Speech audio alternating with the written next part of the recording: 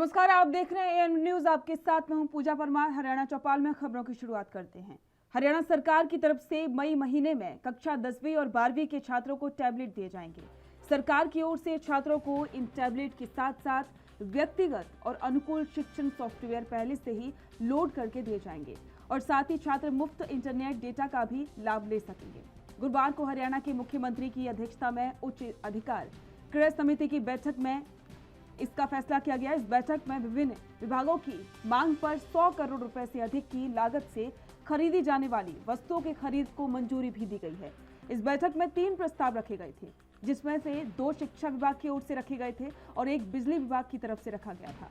बैठक में कक्षा 10वीं और 12वीं के छात्रों के लिए व्यक्तिगत और अनुकूल शिक्षण सॉफ्टवेयर की खरीद को लेकर भी मंजूरी दी गई है और इसकी लागत करीब 5 करोड़ रुपए से अधिक होगी। इसके अलावा समिति ने 47 करोड़ रुपए की लागत से लगभग 5 लाख डेटा सिम कार्ड खरीदने को भी मंजूरी दी है।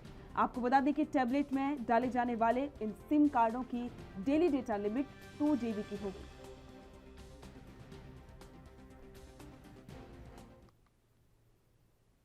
हरियाणा के नागरिकों तक सीधे सेवाएं पहुंचाने के अपने निरंतर प्रयास में सीएम मनोहर लाल के नेतृत्व वाली सरकार ने हरियाणा वासियों को एक नया वेब पोर्टल दिया है, जो सीधे हरियाणा के नागरिकों से मांग, सुझाव, शिकायतें प्राप्त करेगा। पोर्टल का उपयोग निर्वाचित प्रतिनिधियों और विभाग के अधिकारियों की ओर से किया जाएगा। ये पहल हरियाणा ग्राम दर्शन पोर्टल की तर्ज पर है, जिसे मुख्यमंत्री की ओर से लॉन्च किया गया है। हरियाणा के गांव में रहने वाले लोग अब अपनी शिकायतें दर्ज कराने और राज्य सरकार को सुझाव देने में सक्षम होंगे, जिससे शिकायतों का समय पर निपटान हो सके।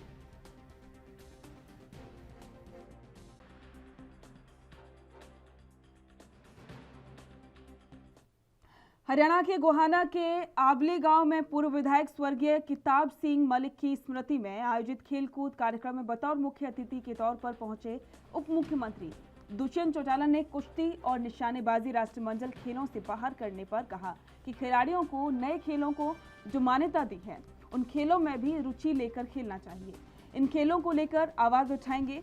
खेल में हार जीत होती रहती है, लेकिन सच्चा खिलाड़ी वही है जो हार जीत की भावना के ऊपर उठकर खेल को खेल की भावना से खेलता है।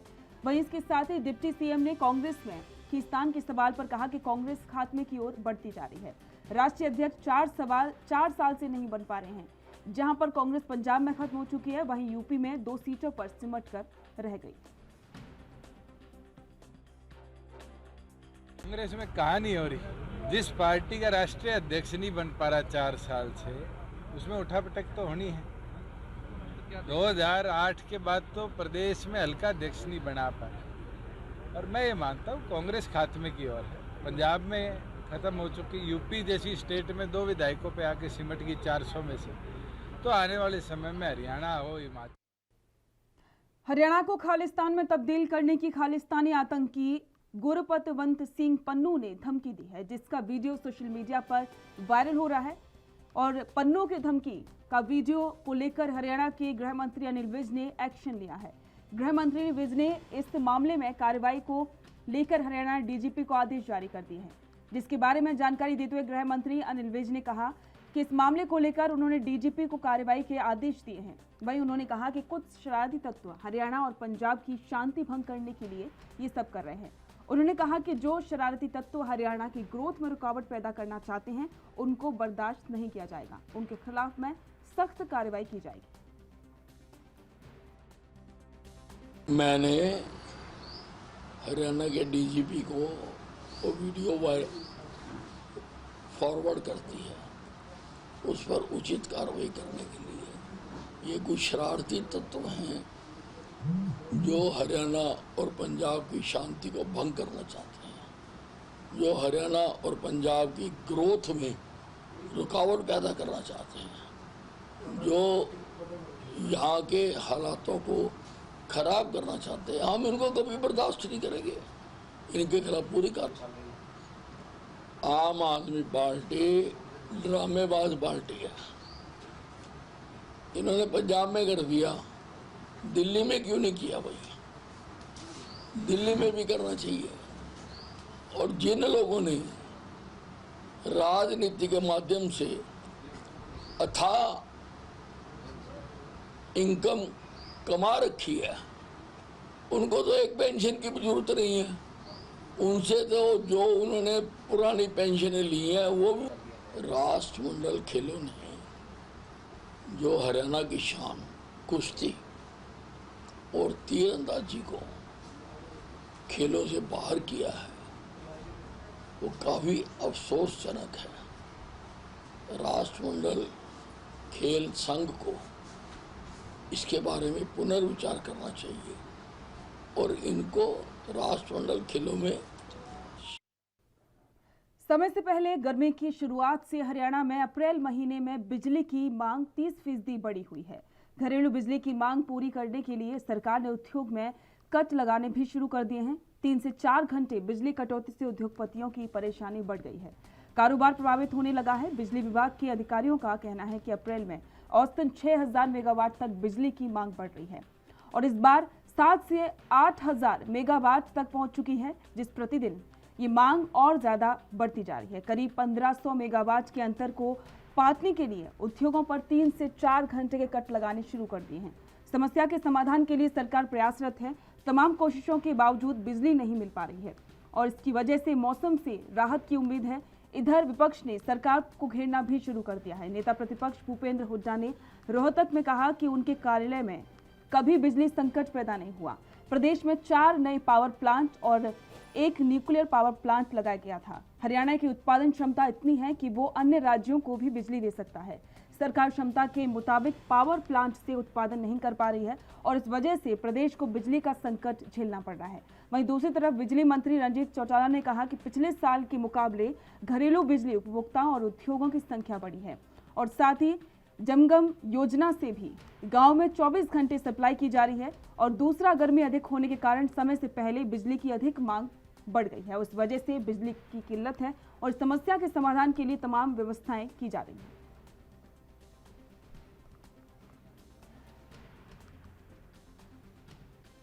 चलिए, अघोषित कट का तो मेन रीज़न है कि गर्मियों का एक तो अचानक से बढ़ जाना। पिछले 8-10-15 रोज़ में आपने भी महसूस किया होगा कि गर्मी काफ़ी तेज़ी से बढ़ी हुई है और जो मतलब कंजम्पशन पिछले 8-10 रोज़ में, जैसे अर्बन का ही ले लो, जो कि 38 लाख यूनिट जो चल रही थी आज से 8-10 रोज़ पहले, आज की डेट में वो 43 लाख 43 लाख के ऊपर जा रही है। तो 5 लाख यूनिट कंजम्पशन केवल अर्बन एरिया में बढ़ी है। और जहाँ तक अनशेड्यूल कट की बात है, इसके बारे में मैं जो ऊपर मेरी बात हुई है, कुछ हमारे पावर प्लांट्स हैं, जैसे कि खेदड़ में 2 यूनिट हमारी बंद है 600 मेगावाट के करीब, 602 1200 मेगावाट। इसी तरह आपका जो झज्जर के एनटीपीसी का पावर प्लांट है, वहाँ एक पावर प्लांट हमारा बंद है, तो जिसकी वजह से ये थोड़ा सा कह सकते हैं कि 2-3 रोज़ के लिए शॉर्टेज है। बाकी एक दिन में भी सप्लाई हम नहीं चला रहे हैं, उसका भी एक रीजन है कि वो जो एपी का फीडर्स हैं वो। और इसी पर अधिक जानकारी के लिए संवाददाता राजकुमार शर्मा हमारे साथ जुड़ चुके हैं। राजकुमार, जिस तरीके से हरियाणा में बिजली की कमी हो रही है और सरकार की तरफ से ये कहा जा रहा है क्योंकि अब ज्यादा बिजली की जो आपूर्ति हो रही है इसकी वजह से ये कमी हो रही है, क्या कुछ नई जानकारी इसको लेकर है? सरकार क्या कुछ इसमें कार्रवाई करेगी और क्या उपलब्धता रहेगी? सबसे पहले तो ये बात है कि बिजली की खपत जो है वो बढ़ गई है, क्योंकि हालांकि जो नॉर्मल अभी सर्दियों में बिजली की खपत जो है कम होती है और जैसे जैसे गर्मी आती है उसी तरह से जो है पंखे हैं, कूलर हैं, एसी हैं, वो लोग चलाने शुरू कर देते हैं। इससे बिजली की खपत जो है कम से कम जो है 5 से 10% बढ़ जाती है और इसी के साथ साथ जो इनका लाइन लॉस है वो भी बढ़ जाता है।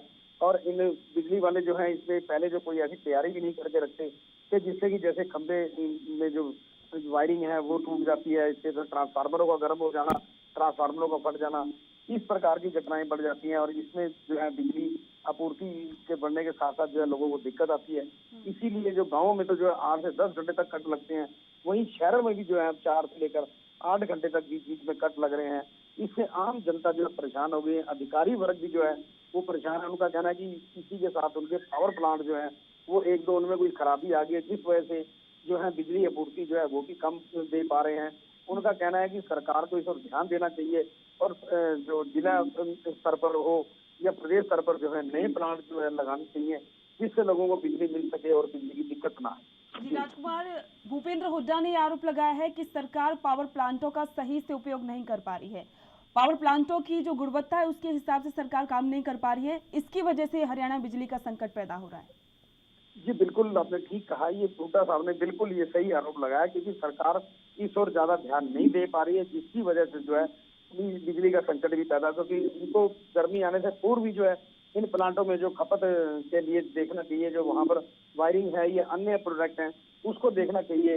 इसके साथ साथ जो पन बिजली है उसकी भी जो खपत है उसके साथ उसको भी और भी ध्यान देना चाहिए, ताकि जो प्रदेश में बिजली गर्मी आने पर जो बिजली की कमी ना रहे। जी पूजा। तो राजकुमार, जिस तरीके से अभी आगे भी काफी ज्यादा जरूरत पड़ेगी बिजली की, क्योंकि अभी तो अप्रैल ही का महीना चल रहा है और आगे मई जून में तो गर्मी से राहत काफी ज्यादा खराब हो जाते हैं हालात, तो इसको लेकर सरकार ने क्या कुछ इसको लेकर कोई काम शुरू किया है या फिर अधिकारियों ने अपने स्तर पर इसको लेकर कोई काम किया है?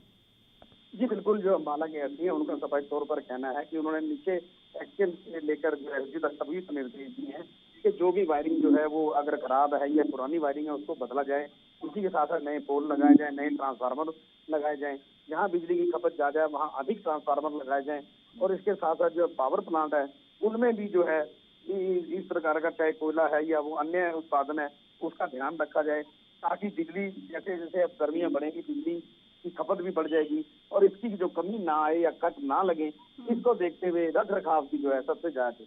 जी राजकुमार, शुक्रिया इस तमाम जानकारी के लिए। आपको बता दें कि हरियाणा में इस बार गर्मी का संकट जिस तरीके से बढ़ रहा है उसी तरीके से बिजली का संकट भी पैदा हो गया है। ब्रेक का जल लौटेंगे।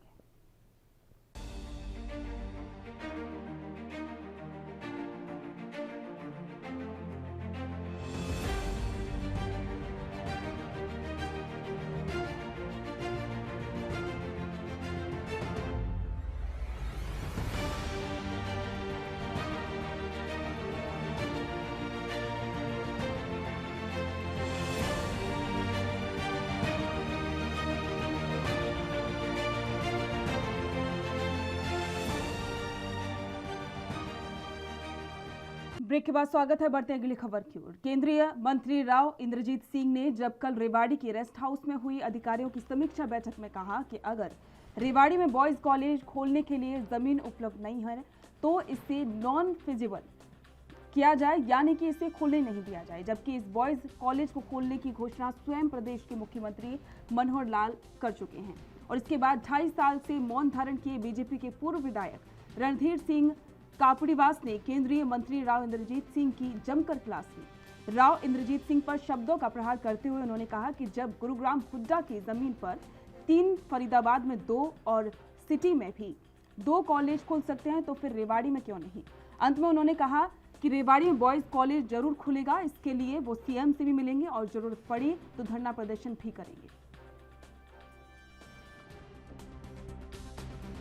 मैं ये कहता हूं कि जब सरकार रूल को बदल सकती है पहले को, तो इसको क्यों नहीं बदल सकती, क्योंकि ये कॉलेज पहले खुला हुआ है, चल रहा है, सीएम अनाउंसमेंट में है। गुड़गांव में 3 कॉलेज हैं हुड्डा की ज़मीन पे, फरीदाबाद में 2 कॉलेज हैं, सीएम सिटी में 2 कॉलेज हैं, बाकी हरियाणा में भी होंगे।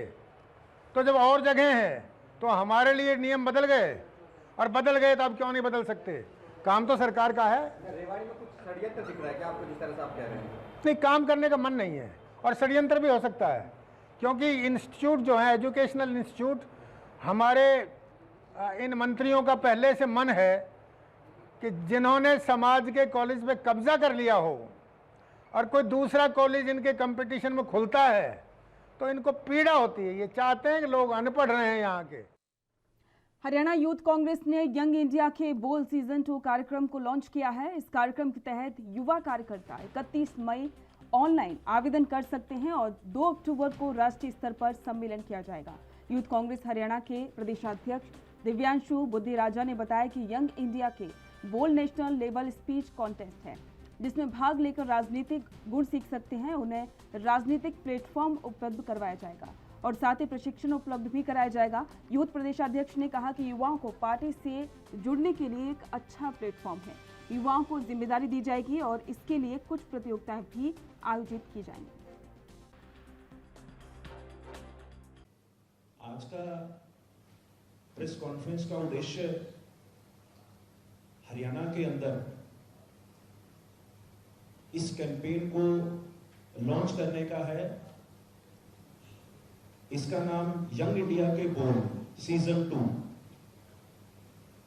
इसके अंतर्गत भारतीय युवा कांग्रेस एक ओपन प्लेटफॉर्म रख रही है हरियाणा के नौजवानों के लिए कि वे आगे आए और पार्टी के साथ जुड़े और पार्टी में जो स्पोक्स पर्सन जो यूथ कांग्रेस के आने वाले समय में, चाहे वो राष्ट्रीय स्तर की बात हो चाहे वो प्रदेश स्तर की बात हो, वो इस कैंपेन के माध्यम से जुड़े और उसमें अलग अलग स्तर पर उन सभी युवाओं को पार्टी जो है वो अपॉइंट करेगी और इसके लिए कुछ प्रतियोगिताएं भी रखी जाएंगी। मुझे याद है कि यंग इंडिया के बोल का जो पहला सीज़न था उसको हमने, जो हमारा पीसीसी ऑफिस है हरियाणा का, वहाँ से लॉन्च किया था। मैं खुद आया था।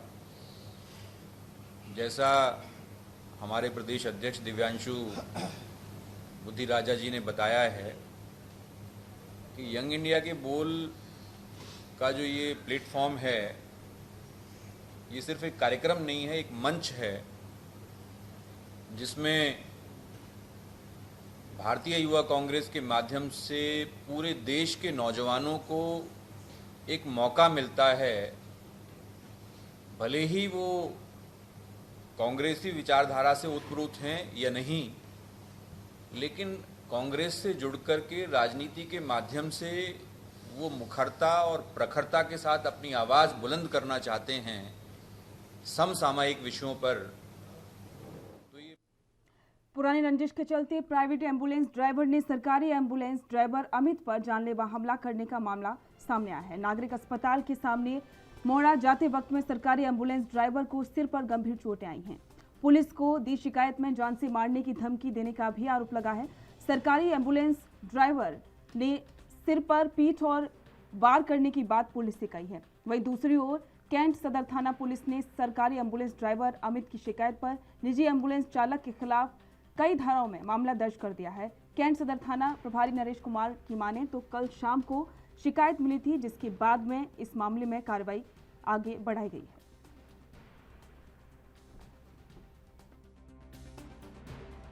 अमित कुमार है, मैं 108 पे एम्बुलेंस ड्राइवर हूँ और 13-14 साल से यहाँ सेवा कर रहा हूँ एम्बुलेंस पे। और कल मैं एम्बुलेंस लेने अपनी मोड़ा कंपनी जा रहा था, जो कि ख़राब थी, तो उसे लेने जा रहा था। तो मैं सड़क क्रॉस करके जाने लग रहा था, तो ये प्राइवेट एम्बुलेंस वाले हैं रवि कुमार और उसका फादर बिट्टू। तो रवि कुमार ने मुझे पास आके मुझे पीछे से हाथ मारा, ऊपर से फिर धमकी देने लग गया। मुझे साथ गाली गुली की करी और मुझे काफ़ी धमकियाँ देने लग गया और मेरे ऊपर हाथम-पाई करी। इतने में इसका फादर आया, फादर ने भी मेरे को पकड़ लिया पीछे से और इतने में इसके बेटे ने गाड़ी में से पता नहीं हथियार क्या निकाला, डंडा है, तलवार जो भी है, मेरे सर में देख। अमित है 108 का ड्राइवर है सरकारी हॉस्पिटल एम्बुलेंस का। इसने रवि और उसके फादर बिट्टू, जो कि रामबाग कॉलोनी के रहने वाले, के खिलाफ मुकदमा दर्ज करवाया कि इन्होंने मुझे सिर में चोट मारी और मुझे जान से मारने की धमकी दी है। रेवाड़ी में कंप्यूटर ऑपरेटर और डीसी रेट पर कार्यरत कर्मचारियों को पक्का करने की मांग को लेकर पिछले लंबे समय से नायब तहसीलदार कपिल लांबा आवाज उठा रहे हैं। कच्चे कर्मचारियों को पक्का करने की आवाज उठाने के बाद नायब तहसीलदार कपिल लांबा पर सरकारी शिकंजा कसना भी शुरू हो चुका है, लेकिन उसके बावजूद भी वो लगातार इस मामले की आवाज बुलंद कर रहे हैं। आपको बता दें कि एक बार फिर से कच्चे कर्मचारियों की आवाज को बुलंद करने वाले नायब तहसीलदार लांबा ने एक वीडियो वायरल करके सरकार को कटघरे में खड़ा करते हुए उन्हें चेतावनी दी है कि आगामी 3 महीने में यदि सरकार सुनवाई नहीं करती है तो वो जिंद के उपायुक्त कार्यालय के बाहर पेट्रोल डालकर आत्महत्या कर लेंगे। नमस्कार, नमस्ते। आपको पता है, आपने मेरी पुरानी वीडियो देख रखी है। मैंने आज तक अपने लिए कुछ भी नहीं मांगा। मैं हमेशा कोशिश करता हूँ जो डाटा एंट्री ऑपरेटर हैं, जो जेपी हैं, जो कच्चे कर्मचारी हैं, उनका भला हो सके। मैंने आज तक अपने लिए कुछ नहीं मांगा रखा। लेकिन अब इतनी क्रिटिकल सिचुएशन हो चुकी है, मुझे नौकरी से बाहर निकालने के लिए एक डिपार्टमेंट ने पूरी की पूरी तैयारी कर रखी है। ये चाहते ही कौन है कि मैं किसी की आवाज उठा सकूं, एक एग्जाम्पल के तौर पे। हालांकि मैं इस मामले को कोर्ट तक लेके जाऊंगा। मुझे चार्जशीट कर दिया गया, ना चार्जशीट की कॉपी मुझे दी गई, ना मेरा कोई एक्सप्लेनेशन निकाला गया। ना ही जो उसके बाद हरियाणा के यमुनानगर जिले में ओवरलोडिंग की जांच के लिए आरटीओ कार्यालय को मिले इलेक्ट्रॉनिक कांटे उपयोग न होने से धूल फाक रहे हैं। बता दें कि प्रदेश भर में ओवरलोड पर अंकुश लगाने के लिए सरकार ने 1.5 साल पहले सभी आरटीओ कार्यालय को 2 पोर्टेबल इलेक्ट्रॉनिक कांटे उपलब्ध करवाए थे, जिसके मौके पर ही ओवरलोड वाहनों के वजन की जांच हो सके और उन पर कानूनी कार्रवाई की जाए। हालांकि शुरू में तो विभागीय अधिकारियों ने पोर्टेबल इलेक्ट्रॉनिक कांटों का उपयोग किया था, लेकिन धीरे धीरे लगभग सभी अधिकारियों ने इन पोर्टेबल कांटों को इस्तेमाल करना बंद कर दिया है, जिससे ज्यादातर जिलों में ये पोर्टेबल इलेक्ट्रॉनिक कांटे धूल फाक रहे हैं और ओवरलोड वाहनों की आवाजाही लगातार जारी है। चेक करने का ये तरीका है कि उस गाड़ी को देखते ही हमारी जो टीम होती है 4 से 5 साथी होते हैं, उसमें वो देखते ही पता लग जाता है लगभग कि इसमें ओवरलोड है। इसमें टायर भी चेक किए जा सकते हैं, टायर के जो शेप है वो बता देती है हमें क्या, और उसको नज़दीकी कांटे पर जैसे हमें शक होता है तो नज़दीकी कांटे पर ले जाया जाता है, तो वहाँ पर उसका कांटा करवाया जाता है। सर, एक ओवरलोड को चेक करने के लिए कांटों का प्रावधान रखा गया था, कांटे डिपार्टमेंट द्वारा भेजे गए थे, क्या उसका इस्तेमाल हो रहा है? अगर नहीं हो रहा तो क्यों नहीं हो रहा जी? वो उन कांटों का इस्तेमाल नहीं किया जा रहा, क्योंकि उन कांटों के लिए एक तो समतल जमीन चाहिए, समतल सड़क होनी चाहिए, और जो ट्रक की या गाड़ी की जो स्पीड है वो भी एक स्पेसिफिक स्पीड में ही उस कांटे के ऊपर आएगा। जिस सड़क पर हमने कांटे लगा दिए तो उस तरफ से गाड़ी नहीं आएगी, और हमारे पास जितनी मैन पावर है उसी के हिसाब से हम ओवरलोड को चेक कर सकते हैं। सिर्फ एक खबर फतेहाबाद से है, जहां पर 11 साल के एक बच्चे ने डायल 112 पर फोन करके कहा कि उसकी मां को किसी ने जहर पिला दिया है, जिसके बाद तत्परता दिखाते हुए 10 मिनट में ही डायल 112 के कर्मचारी मक्खन सिंह अपनी टीम के साथ पहुंचे और पुलिसकर्मी ने महिला को नागरिक अस्पताल में भर्ती करवाया। डीएसपी अजैब सिंह ने बताया कि डायल 112 की मदद से लोगों को काफी फायदा हो रहा है। देर शाम डायल 112 पर एक 11 साल के बच्चे को कॉल की थी, जिसके बाद में उसकी मां को जहर दिया गया था। ये बात भी सामने आई थी, तो तुरंत प्रभाव से डायल 112 की गाड़ी मौके पर पहुंची और महिला को अस्पताल तक पहुंचाया गया। महिला की हालत अभी ठीक है और पुलिस का कहना है कि महिला के बयान के आधार पर कार्रवाई की जाएगी। सर, हमारे को सूचना प्राप्त हुई थी कि एक लेडीज ने जहर खा लिया है, तो हम हमारी ERV जो 112 आई, हम मौके पर तुरंत प्रभाव से पहुंचे, और जैसे ही हम वहाँ पहुंचे तो लेडीज खेतों में तड़प रही थी। हमने उसको तुरंत उठाया वहाँ से और GH हॉस्पिटल में दाखिल करवा दिया। तो क्या बात सामने आई थी? यही हमारा लोगो है सर, सेवा सुरक्षा सहयोग करना सभी की। और बातें साहब ने, उसका बच्चा बोल रहा था, किसी ने बोल रहा था कि मेरी मम्मी को किसी ने जहर पिला दिया है, यही सुनने में। ये इमरजेंसी रिस्पांस व्हीकल के डायल 112 के नाम से जो हमारी हरियाणा सरकार द्वारा ये टीम शुरुआत की गई है, जो कि लोगों की सहायता के लिए बहुत सहायक सिद्ध हो रही है, और इस टीम के द्वारा काफ़ी व्यक्तियों की जाने और मौके पर जाकर तुरंत सहायता की गई है, जिससे लोगों को बहुत फायदा हुआ है।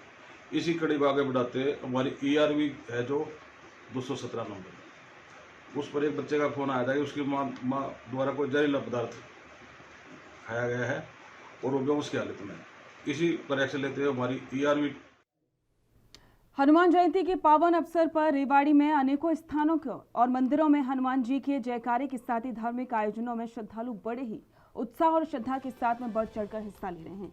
और इसी कड़ी में रेवाड़ी के रेलवे रोड स्थित हनुमान जी की ध्वजा यात्रा बड़ी ही उल्लास के साथ में निकाली गई। आयोजन के मुख्य अतिथि बीजेपी नेता सुनील मूसेपुर के, उन्होंने ध्वजा लेकर ध्वजा यात्रा को रवाना किया। उन्होंने कहा कि राम भक्त हनुमान जी की कृपा से ही दुर्लभ से दुर्लभ काम भी आसान हो जाते हैं और उनकी कृपा सब पर बनी रहे।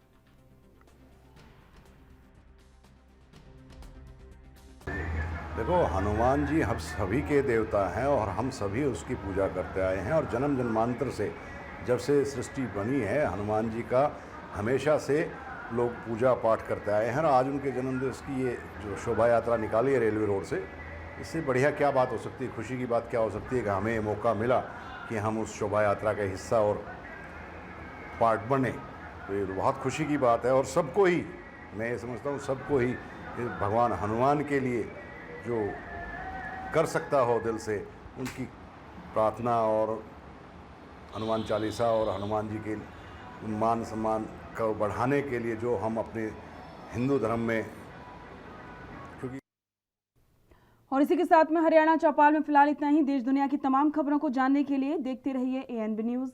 नमस्कार।